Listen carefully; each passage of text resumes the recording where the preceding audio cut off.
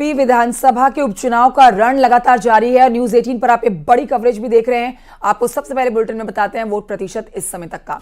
देखिए अभी जो समय हो रहा है 12:30 बजे के समय से पहले जो 11 बजे तक की प्रतिशत को निकाला गया है उसमें 20.64% वोटिंग हो चुकी है। मीरापुर सीट पर 26.18% मंझवा सीट पर वोटिंग हुई है।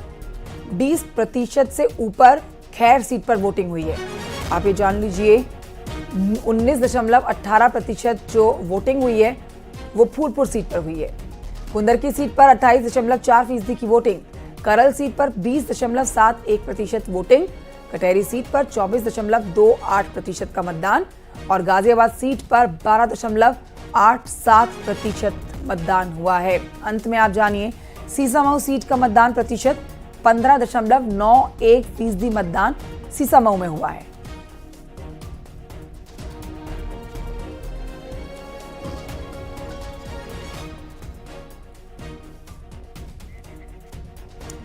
आपको ये भी बता देते हैं कि समाजवादी पार्टी के आरोपों पर बीजेपी का पलटवार।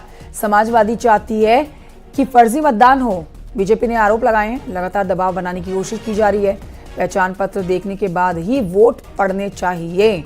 बुरके में फर्जी मतदान कराने की कोशिश हो रही है। सीटों पर लोकतंत्र के इस पर्व में लोग बढ़ चढ़ करके अपनी हिस्सेदारी कर रहे हैं, लेकिन समाजवादी पार्टी इस पूरे मतदान में अपनी हार की आशंका को देखते हुए फर्जी मतदान कैसे हो इसके लिए हर संभव प्रयास कर रही है। अलग अलग विधानसभा क्षेत्र के लोगों को बड़ी संख्या में बाहरी लोगों का जमावड़ा कर रखा है और प्रयास किया जा रहा है कि फर्जी मतदान हो जाए।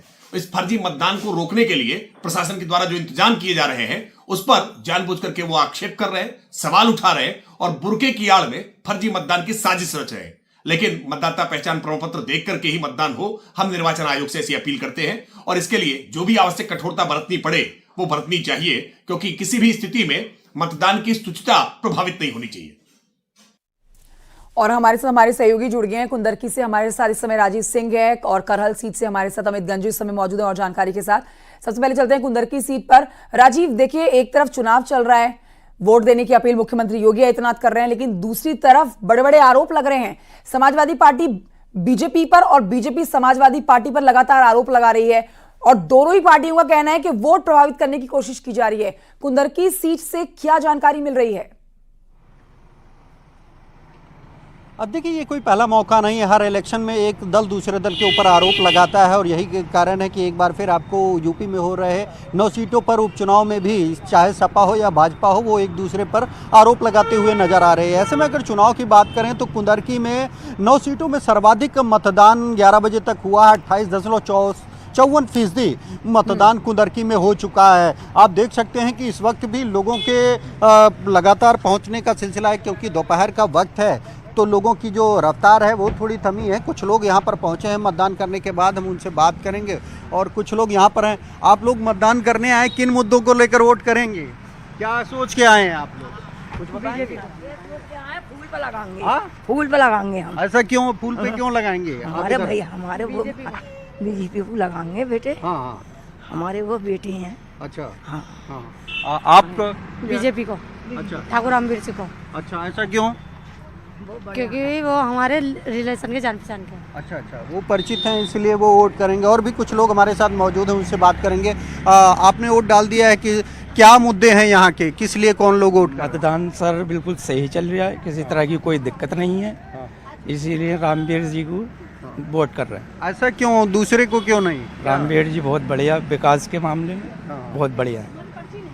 और भी लोग यहाँ पर पहुँचे हैं वोट डालने के लिए, उनसे भी बात करेंगे। आप यहाँ पर वोट डालने आए, क्या मुद्दा है कुंदरकी का? कुंदरकी के लोग क्या सोच? विकास के लिए। तो देखिए अपने अपने मुद्दे लेकर लोग मतदान करने के लिए राजीवात हो रहे हैं, लेकिन दूसरी तरफ मतदान के दिन भी राजनीति लगातार चल रही है। अजीत पाल ने इस पूरे मामले पर बीजेपी के विधायक हैं, क्या कुछ कहा है, जहां पर बीजेपी समाजवादी पार्टी पर आरोप लगा रही है और समाजवादी पार्टी बीजेपी पर। क्या लगता है कि ये सीट निकल पाएगी?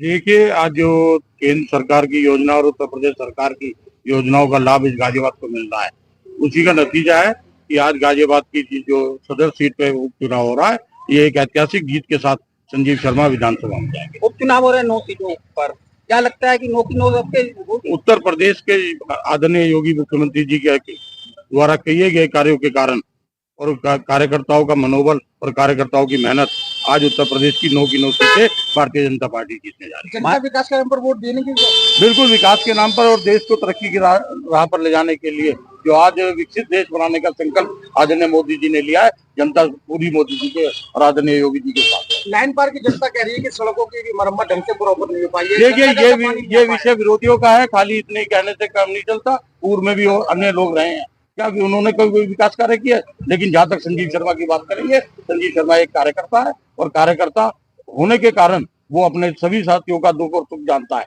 और वो दुख और सुख के साथ विकास कार्य को कराने की क्षमता रखता है। महाराष्ट्र की बात करें, क्या लग रहा है महागाड़ी या? देखिए आपको स्वयं पता लग जाएगा, हरियाणा में भी आप लोगों के जो एग्जिट पोल थे वो फेल हुए थे। इसी तरीके से मैं पुनः कह रहा हूँ कि महाराष्ट्र में भारतीय जनता पार्टी की सरकार बनने जा रही है। धन्यवाद। जय हिंद, जय भारत। अजीत पाल को आप सुन रहे थे। आगे बढ़ते हमारे साथ और सहयोगी बने हुए हैं। करल सीट से तो हमारे साथ अमित गंजू हैं, उनसे जानकारी लेंगे। करल से तो अमित गंजू, बहुत बड़ी खबर आज आई जहां पर एक दलित लड़की को सिर्फ इसलिए मौत के घाट उतार दिया गया जिसने समाजवादी पार्टी को वोट देने से मना करा। ये उनके परिजन आरोप लगा रहे हैं और उसको लेकर देखिए अमित मालवीय ने सोशल मीडिया प्लेटफॉर्म एक्स पर पोस्ट भी किया और लाल टोपी का जिक्र किया है। देखिए कंचन जी, मैं आपको बताना चाहूंगा, निश्चित तौर पर अगर वोट की बात की जाए तो अभी थोड़ा स्पीड लो हो चुकी है। इस वक्त हम लोग आज़ाद इंटर कॉलेज में मौजूद हैं और आज़ाद इंटर कॉलेज में वोटिंग परसेंटेज जहां एक और मॉर्निंग में अच्छा बना हुआ था, इस वक्त अगर 1 बजे का भी नहीं आया है, ये माना जा रहा है कि 30% के आसपास फ्लोट करेगा जहां इस वक्त हम खड़े हैं। हो सकता है कि कहीं 31 हो, कहीं 32 हो, लेकिन ओवरऑल जो इसका 1:30 बजे तक पूरा क्लियर आ जाएगा। क्योंकि जो परसेंटेज ऑफ वोट है पिछले बार की अगर हम तुलना में देखें तो कहीं ना कहीं भी फिलहाल भी कम दिख रहा है।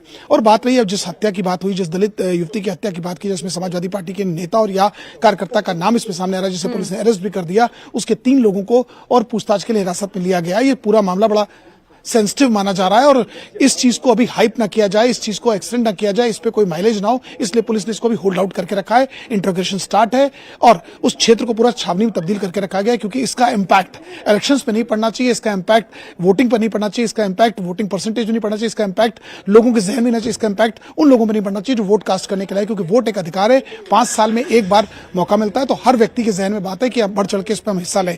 अब रही बात उस हत्याकांड की, उसमें पुलिस अपनी इन्वेस्टिगेशन करी, जांच करी। और बात की जाए इस वोटिंग परसेंटेज की, तो वोटिंग परसेंटेज फिलहाल अभी थोड़ा स्लो है, जैसे से अभी चीजें आगे बढ़ेगी। शाम तक का समय, 6 बजे तक मतदान का समय है, आगे बढ़ेगा ही बढ़ेगा। राजीव, आपके पास आना चाहूंगी। देखिए लगातार देख रहे हैं आज वोटिंग भी चल रही है, दूसरी तरफ वार प्रतिवार भी किया जा रहा है। अब यहाँ पर आज फिर से अखिलेश यादव कह रहे हैं कि जो महिलाएं बुर्का पहनकर वोट डालने के लिए आ रही हैं उनको परेशान किया जा रहा है। क्या ऐसा कुंदरकी में भी होता हुआ देखा जा रहा है? देखिए, अब से कुछ देर पहले हमारे साथ कुछ महिलाएं थी जो कि मुस्लिम समुदाय की ही थी। उनका साफ कहना है कि इस तरह का कहीं भी कोई पुलिस द्वारा न तो पूछताछ की जा रही, जैसा कि इलेक्शन कमीशन ने निर्देश दिया था कि पुलिसकर्मी पहचान पत्र नहीं मांगेंगे। आप देख सकते हैं कि इस वक्त भी मैं एक पोलिंग बूथ पर खड़ा हूं जहां पर कुछ महिलाएं पहुंची हैं और उन्होंने वोट कास्ट किया। हम उनसे बात करने की कोशिश भी करेंगे, आपसे बात करके उनसे पूछेंगे कि खुद किस तरह का यहाँ पर अरेंजमेंट है। लेकिन जो चुनाव आयोग के निर्देश हैं उसका पालन कराया जा रहा है। हमारे साथ कुछ लोग पहुँचे हैं। आपने वोट कास्ट किया है? जी बिल्कुल। किन मुद्दों को लेकर वोट किया है? बस ये है कि सुधार, समाज सुधार ज़्यादा होना चाहिए। जनता की जो वो हैं कमियां हैं जो जनता कहती है, बस जनता की सुने सरकार और उनको फॉलो करे। पुलिस कहीं तंग कर रही है बूथ पर, कहीं परेशानी हुई? नहीं, वो सब बहुत अच्छा हो रहा है। हाँ। इस सरकार में मतलब सारी व्यवस्थाएं पुलिस को लेकर या कुछ भी वो सब बहुत अच्छी चल रही हैं। सुरक्षा बहुत है लड़कियों को। हाँ। किसी भी टाइम निकल सकती हैं लड़कियां। देर रात तक अपने किसी काम से अगर जा रही हैं तो वो बहुत अच्छे से आ सकती हैं घर पे, कोई ऐसी प्रॉब्लम नहीं है।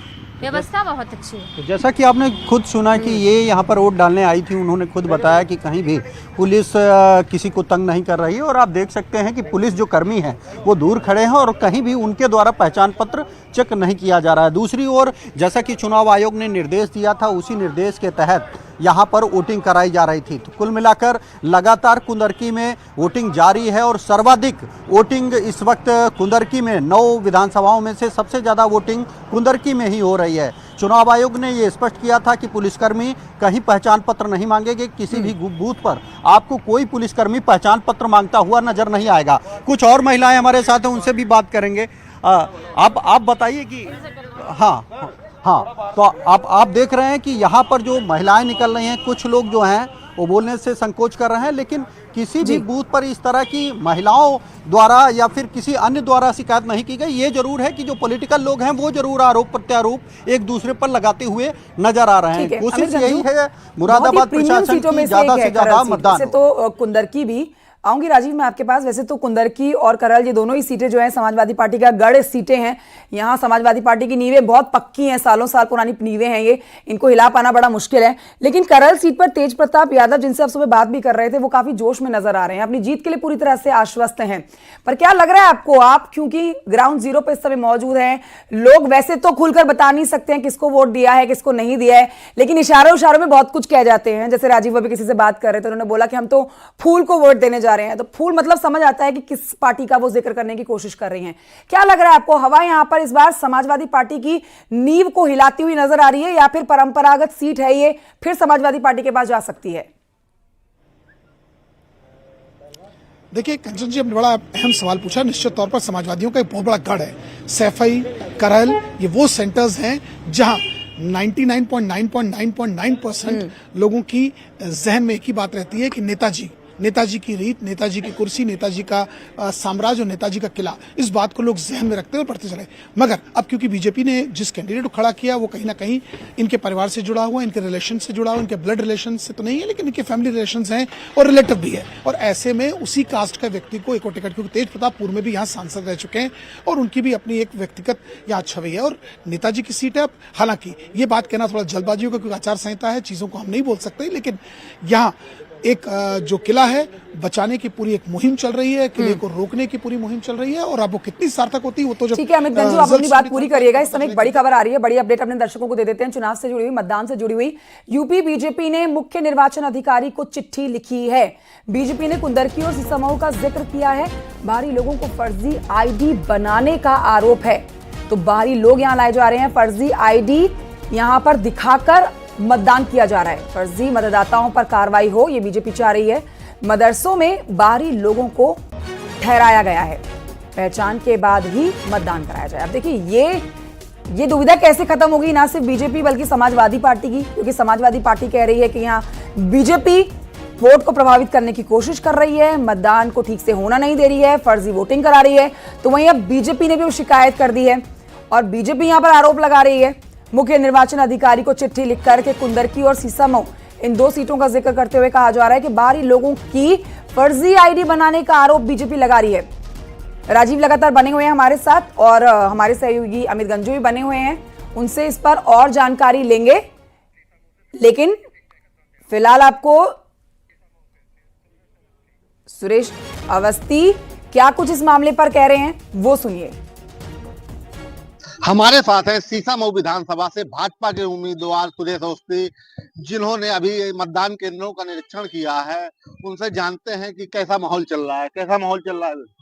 ये अति उत्साह के साथ यहाँ के लोग निर्भीक होकर मतदान कर रहे हैं। और जब हम सड़कों पर, जहाँ हमारे पूजनीय महाराज योगी आदित्यनाथ जी आए थे और जन समर्थन और जो आशीर्वाद मिला था वो आज सड़कों पर दिख भी रहा है।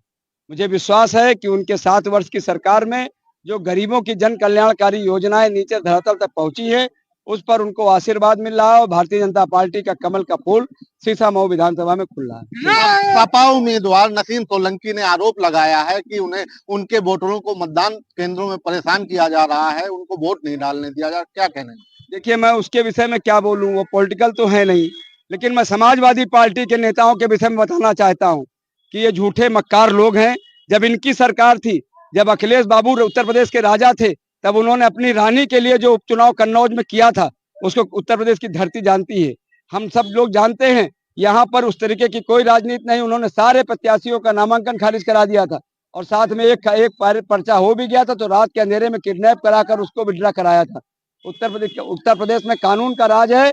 और योगी महाराज जी, आप कहीं भी जाइए, जाके देखिए, ये झूठे मक्कार जब हारते हैं इस तरीके की बातचीत करते हैं। और निश्चित तौर से अभी और इनका एक आगे खुलने वाला है, जो काउंटिंग के टाइम बाद जब हारेंगे तो कहेंगे ईवीएम खराब, ईवीएम जो है हैक कर ली गई। ये थे भाजपा उम्मीदवार सुरेश अवस्थी, जिनका कहना है कि समाजवादी पार्टी की ओर से लगाए गए सभी आरोप निराधार हैं और भारतीय जनता पार्टी इस विधानसभा चुनाव में बड़े मतों से जीत दर्ज करेगी। कैमरामैन रोहित निगम के साथ ओम बाबू मिश्रा, न्यूज़ 18 कानपुर। और कुंदरकी से मेरे सहयोगी राजीव इस समय मौजूद है और जानकारी उनसे ले लेते हैं। राजीव, कैसी हलचल बनी हुई है, क्योंकि आप इस समय उस सीट पर मौजूद हैं, आपको भी लग रहा है कि यहां पर वोट को प्रभावित करने की कोशिश की जा रही है, बाहर से लोगों को बुलाकर फर्जी मतदान करवाया जा रहा है?